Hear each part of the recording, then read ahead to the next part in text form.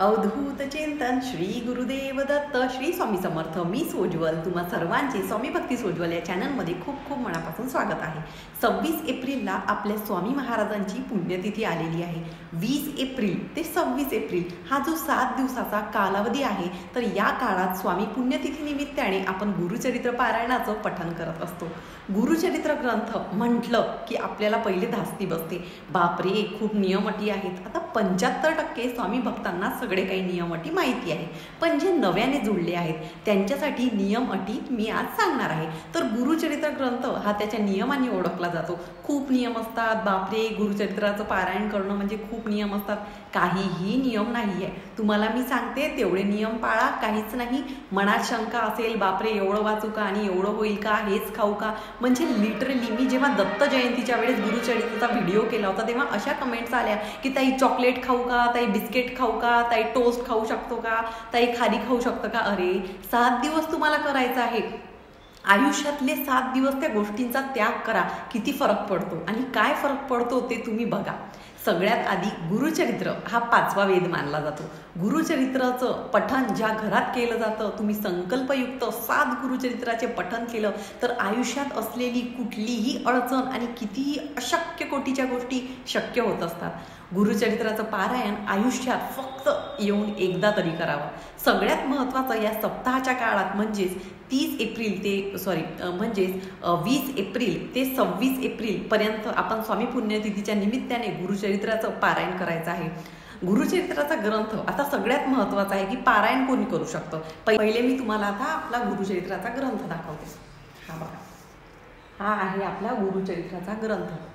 तुम्हाला दिसत आहे हे गुरुचरित्राचा ग्रंथ. आता सगळ्यात महत्त्वाचं की पारायण कोण करू शकतं. गुरुचरित्राचं पारायण कोणीही करू शकतं. महिलांनी दिंडोरी प्रणीत ग्रंथ आणावा, जो तुम्हाला मी आता दाखवला आहे. मूळ गुरुचरित्र ग्रंथ महिला पठण करू शकत नाही. त्याचं कारण पण तुम्हाला सांगते की त्याच्यातले काही जे उच्चार आहेत तो जर आपण पठण केलं तर आपल्याला गर्भपात होतो असं म्हटलं जातं. म्हणून त्या गोष्टी किंवा मूळ गुरुचरित्र ग्रंथ आपण पठण करू शकत नाही. पण माऊलींनी आपल्या महिलांसाठी गुरुचरित्रचा हा जो ग्रंथ आहे दिंडोरी प्रणीत काढलेला आहे. मला माहिती आहे सप्ताह काळात महिला जास्त बसतात, गुरुचरित्राच्या पारायणाला जास्त बसतात बाकीच्यांपेक्षा, म्हणजे पुरुषांपेक्षा.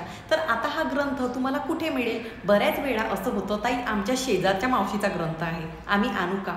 अरे माझं म्हणणं आहे की जर तुम्ही एकदा जरी पारायण केलं ना तर आयुष्यभर तुम्ही पारायण करणार, याची मला नक्कीच शाश्वती आहे. म्हणून ग्रंथ हा तुम्ही जवळच्या केंद्रातून घ्या. 20 तारखेपासून केंद्रात सामूहिक पारायण होतील. मी तरी सांगेल सामूहिक पारायणाचे खूप जास्त छान छान अनुभव आहे. काय होतं, घरात एक पारायण केलं, आता मी घरात पारायण करणार आहे, माझं एकच पारायण होणार. पण जर मी केंद्रात जाऊन पारायण करणार, मी मठात जाऊन पारायण करणार, मी मंदिरात जाऊन पारायण करणार, जिथे सामूहिक सप्ताह होतो तिथे जाऊन जर मी पारायण केलं तर माझे 50 लोक बसले असले तर माझे 50 पारायण होतील. एक पारायण करायला आपल्याला भीती वाटते, 50 पारायण आपण कधी करू सांगा. म्हणून सामूहिक सेवेचं अनन्यसाधारण महत्त्व आहे. त्याचे अनुभव पण तेवढेच आहे. पण आता ज्यांच्या जवळपास केंद्र नाही आहे किंवा अगदी लांब केंद्र आहे किंवा ज्यांचे लहान बाळ आहे, बघा मी केंद्रात जाऊन पारायण करू शकत नाही, कोणी सांभाळणारं नाही, घरात काही नियम बंधनं असतात, मग अशा वेळेस काय करायचं. तर अशा वेळेस तुम्ही घरातही पारायण नक्कीच करू शकता, हरकत नाही. मी सांगेल तुम्हाला जर वास्तुदोष असेल ना घरात, तर मी सांगेन घरातच पारायण करा. काही कटकट बाधा संकट असतील तर अर्थात तुम्ही घरात पारायण करा. बाहेर म्हणजे सामूहिक केलं तर खूप चांगला फरक पडेल, पण नाही शक्य होत तुम्ही घरात पारायण करू शकता. दुसरं येतं ते 20 तारखेला सकाळी. आता जे केंद्रात पारायण करणार आहे तर त्यांचं काही नाही, मस्त आदल्या दिवशी जायचं, आपला चौरंग पाठ असेल तो घेऊन जायचा, ग्रंथ घेऊन जायचा, ग्रंथ उघडा कधी ठेवायचा नाही. म्हणून एक ब्लाऊज पीस त्या ग्रंथावर असं झाकण ठेवण्यासाठी तो ब्लाऊज पीस असावा. असा ग्रंथ हा कधी उघडा ठेवायचा नाही. जर तुम्ही घरात दत्त महाराजांची स्वामी महाराजांची आरती करणार असाल तर तेव्हाच तो उघडायचा, नंतर वाचून झाला की तो बंद करायचा. हे समजलं असेल. आता दुसरं येतं ते महत्त्वाचं की 20 तारखेला जर तुम्ही घरात पारायण करणार असाल तर कसं करायचं. तर ज्यांनी 20 तारखेच्या आधी त्यांना म्हणजे 19 तारखेला तुम्हाला 1 गाय आणि 4 कुत्रे यांना तुम्हाला नैवेद्य दाखवायचा असतो. 1 गाय आणि 4 कुत्रे. ताई आमच्याकडे गाय नाही, ताई आमच्याकडे कुत्रे नाही, त्याचा नावाचा तुम्हाला नैवेद्य तुम्ही काढून घ्या. पारायणाच्या आधी 1 गाय आणि 4 कुत्र्यांना तुम्हाला नैवेद्य दाखवायचा आहे. म्हणजे अगदी थोडेसे छोटेसे जे चाणकी किंवा भाकर करायची किंवा चपाती करा, एक छोटे छोटे चाणके जर तुम्हाला त्यांना नैवेद्य म्हणून दाखवायचे आहे. हे झालं. 20 तारखेला छानपैकी सकाळी उठून तुम्हाला सुशुरभूत होऊन पारायणाची मांडणी करून पारायण वाचायला सुरुवात करायची आहे. आता केंद्रात पारायण करायला तर काही कुठली दिशाभिषा नाही आहे. जर तुम्हाला घरात पारायण करायचं असेल तर तुमच्या देवघराच्या समोर तुम्ही बसून पारायण करू शकता. बऱ्याच वेळा असं होतं की ताई, आमच्या देवघराच्या तिथे जागा नाही आहे, आम्ही बेडरूममध्ये पारायण करू का, आम्ही हॉलमध्ये पारायण करू का, आम्ही किचनमध्ये करू का. बेडरूममध्ये पारायण अर्थात आपलं तेव्हा कडकडीत ब्रह्मचार्याचं पालन असते. बेडरूममध्ये जर मी तरी सांगेल की अशा जागी असेल तुम्हाला की बाबा एखादी रूम असेल देवघरात तर तिथेच बसून करा. पण ज्यांची घरं छोटी आहेत त्यांनी काय करावं तर हरकत नाही, तुम्ही बेडरूममध्ये बसून पारायण करू शकता. मांडणी करायची असते. पारायणाची मांडणीबद्दल मी एक नंतर सेपरेट व्हिडिओ टाकेलच. तर तुम्हाला सांगते की तुम्ही देवाच्या समोर म्हणजे तुमच्या बेडरूममध्ये दक्षिण दिशेला सोडून फक्त तुम्ही म्हणजे लाईक ना उत्तर दिशेला तोंड करायचं आहे. तिथे मांडणी करायची आहे. मांडणीनंतर व्हिडिओ येईलच. आता फक्त दिशा सांगते तुम्हाला. ते झालं. त्याच्याबरोबर सकाळी 8ची आरती झाली. आता पारायणाच्या पहिल्या दिवशी केंद्रात 8च्या आरतीनंतरच केंद्रात जेव्हा सामूहिक सेवा होते तेव्हा 8 नंतरच आपण पारायणाला सुरुवात करतो. पण ज्यांचं जे घरात करणार आहे त्यांनी काय करावं, पारायण हे पहाटे 4 पासून ते दुपारी 4 पर्यंत आपल्याला पारायण वाचायचं असतं. गुरुचरित्र ग्रंथ हा पहाटे 4 ते दुपारी 4 पर्यंतच वाचायचा असतो. 12 ते 12:30 मध्ये कुठलीही सेवा करायची नाही आहे. कुठली सेवा म्हणजे काय, दत्त महाराज यांची, स्वामी महाराजांची, नृसिंह सरस्वती महाराजांची सेवा करायची नाही. कारण 12 ते 12:30 हा दत्त महाराजांच्या भिक्षेचा टाइम असतो. हे समजलं. म्हणजेच तुम्ही अगदी 4ला जरी उठून पारायण केलं आणि दुपारी 4 पर्यंत जरी केलं. आता काही महिलांचं असं असतं, खरं सांगू का महिलांनो, पहाटेचा मुहूर्त इतका सुंदर असतो ना, कारण दुपारी याचा आवाज त्याचा आवाज हे बोलवतो ते खूप असतं आणि आपलंही मन तेवढं लागत नाही. दुपारी आपल्याला झोपा पण येतात, गरम पण होतात. पहाटे मस्त फ्रेश असतं, मस्त म्हणजे उठायचं, आंघोळ करायची, काळं वस्त्र परिधान करून पारायण करायचं नाही. चांबड्याची कुठलीही वस्तू घालून तुम्हाला पारायण करायचं नाही. म्हणजे काय तर पुरुषांच्या बाबतीत सांगते, बेल्ट वगैरे लावून तुम्हाला पारायण करायचं नाही. महिलांनी काळी साडी, काळा ड्रेस काहीच नाही. जसा काळा ड्रेस आता पारायण करताना ड्रेस घालायचा की साडी घालायची असं नाही आहे. काही केंद्रात ते नियम आहे. तुम्हाला घरात पारायण करायचं असेल, आता काही साडी घालून शक्य असेल तर साडी घालूनच करा. नाही शक्य होत तर काळ्या कलरचा ड्रेस सोडून कुठल्याही कलरचा ड्रेस तुम्ही पारायण करताना घालू शकता. तर वाचताना तुम्हाला आसन घ्या. आसनावर बसून तुम्हाला पारायण करायचं आहे. आता ताई एका बैठकीतच वाचायचं का, हो तर एका बैठकीतच पारायण करायचं आहे. पण आता लहान बाळ आहे तर तो उठला, त्याला पाजण्यासाठी किंवा आता समजा कधी आपल्याला वॉशरूमचा पण वापर करावा लागतो. तर अशा वेळेस काय करायचं तुम्हाला सांगते. समजा जर तुम्ही पारायणाचं पठण करत आहात आणि तेवढ्यात जर तुम्हाला वॉशरूमला जायचं आहे तर काय करायचं. आता ह्या नैसर्गिक गोष्टी आहे, आपण त्या काढू शकत नाही किंवा ते आपण थांबवू शकत नाही. मग अशा वेळेस वॉशरूमला जाऊन यायचं. आल्यावर तुम्हाला हात पाय धुवायचे, हात पाय स्वच्छ धुवायचे, आपल्या अंगावर थोडंसं गोमित्र शिंपडायचं आणि मग सेवेला लागायचं. आता बऱ्याच वेळा असं होतं की वाचताना तहान लागते. अशा वेळेस काय करायचं ताई, तहान लागली तर पाणी प्यायचं का. मैत्रिणींनो, असं झालं तुम्हाला की तुम्हाला खूप तहान लागली आहे तर हो तुम्ही नक्कीच तिथे पाणी पिऊ शकता, काहीच बंधन नाही आहे. आता गुरुचरित्राचं पारायण जेवण केल्यावर पारायण करायचं का. तुम्ही सांगाल जेवण केल्यावर आपल्याला झोप येते, ढेकर येते, म्हणून जेवण केल्यावर पारायण करायचं नाही आहे. म्हणून सांगते पहाटेच्या वेळेत जर तुम्ही पारायण अतिशय सोपं एकदम छान आहे. पोरांना आम्ही म्हणतो सुट्ट्या लागलेल्या आहे म्हणून उठून डबे असं काहीच नाही आहे. मिस्टरांचं असेल तर 7 दिवस फक्त पहाटे उठून तुम्हाला ही सेवा करायची आहे. ते झालं. आता खाण्याच्या नियम अटी पण तुम्हाला सांगते. आता बघा, जर तुमचा प्रथम दिवशी जर तुम्ही सकाळी उठून पारायण केलं, दुसऱ्या दिवशी असं होईल की ताई नाही आम्हाला उठल्या गेलं नाही, हरकत नाही. आता एकच टाइम ठेवायचा असतो मान्य आहे, पण कधी कधी असं होतं की आता समजा जर तुम्ही पहाटे 4ला बसला तर थोडंसं 6ला झालं, 7ला झालं, पार असं 9, 10, 11, 12 नका करू. म्हणून ते एक टाइम ठेवायचा आहे. एक टाइम जेव्हा घरातले सगळे शांत झोपलेले असतात ना तेव्हाच पारायण करायचं. गुरुचरित्राचं पारायण हे त्याच्या नियमांनी केलं जातं. हे नियम पाळायचे असेल तरच पारायण करा, नाहीतर पारायण करू नका, मी तरी सांगेल. कारण अक्षरशः अशा कमेंट्स येतात की ताई माझं गुरुचरित्र पारायणाचा 3रा दिवस आणि मला मासिक धर्म आला. तेव्हा खरं सांगते खूप वाईट वाटतं की कधी कधी राग पण येतो की तुम्हाला जर तुमचा मासिक धर्म माहिती आहे, आता एखाद्या महिलेची जर तारीख असेल, समजा की कोणाची 2 म्हणजे आता येणारी तारीख आहे 20 ते 26 मध्ये, महिलांना मासिक धर्म येणार असेल तर तुमच्याकडे कोणीतरी समजा किंवा असं शकते की डिलिव्हरी झाली असेल किंवा होणारच असेल तर तुम्ही पारायण करू नका. केंद्रात तरी असं होतं की आपण सामूहिक पारायणाला बसलो आणि आपलं राहून गेलं तर कोणीतरी येऊन वाचून तुमचं पारायण वाचून जातं. घरात खूप अडचणी येतात. एक तर घरातले कोणी वाचणारे नसताना, अर्थात तुम्हाला मासिक धर्म आल्यावर खूप नियम अटी असतात आणि याला ते काहीही चालत नाही. कधी कधी विटाळ येतो आपलं, म्हणजे म्हणतो ना की कोणीतरी डिलिव्हरी, तुम्हाला माहिती आहे ना की तुमच्या घरातलं कोणीतरी डिलिव्हरी होणार आहे, तर ती म्हणजे 3 पिढ्यांपर्यंत हे सगळं पाळायचं असतं. आपल्याला तुम्हाला जर माहिती आहे की तुमची सून असो किंवा चुलत कोणी असेल तर डिलिव्हरी होणार आहे, मग तुम्ही पारायणाला बसू नका. कारण काय होतं, तुमची म्हणजे कोणी येऊन तुमच्यावरचं कोणी वाचणार नाही, मासिक धर्माची तुम्हाला तारीख माहिती आहे, तर अशा वेळेस मी तर सांगते बघा, गोळ्या घेऊन पूर्ण शरीराचं आपलं थोडंसं म्हणजे त्रासच होतो. पण तुमची इच्छा असेल तर तुम्ही, आता ते सगळं तुमच्यावर आहे, त्याच्याबद्दल मी काही भाष्य नाही करू शकत. पण हे जे नियम अटी आहेत जे तुम्हाला पाळायचे आहे, आता ते झालं. आता खाण्याचे काय नियम आहेत. गुरुचरित्राचं पारायण करताना तुम्हाला सोफ्यावर बसायचं नाही आहे. खुर्चीवर बसा, खाली तुम्ही जमिनीवर बसू शकता. दिवाणवर तुम्हाला झोपायचं नाही आहे. आता दिवाणवर झोपायचं नाही म्हणजे काय, त्याच्यावर जी गादी टाकलेली असते त्याच्यावर तुम्हाला झोपायचं नाही. अगदी ज्यांच्या पाठीला त्रास आहे, ज्या महिला खाली बसू शकत नाही, त्यांनी छानपैकी प्लॅस्टिकचा टेबल घ्या, खुर्ची घ्या, त्या टेबलावर ग्रंथ ठेवा, खुर्चीवर बसून तुम्ही पारायण करू शकता, हरकत नाही. पण गादीवर झोपायला मनाई आहे, किंवा गादीवर झोपायचं आहे म्हणजे गादीवर झोपायचं नाही आहे, तुम्ही जमिनीवर 4, 5, 7, 8 सतरंज्या टाकून तुम्ही त्याच्यावर झोपू शकता. त्याच्या आधीच पण मी तुम्हाला सगळं सांगणार आहे की काय करायचं, कसं करायचं. फक्त आता आहे ना एवढंच आहे की तुम्हाला गादीवर झोपायचं नाही आहे, तुम्हाला दिवाणवर झोपायचं नाही आहे.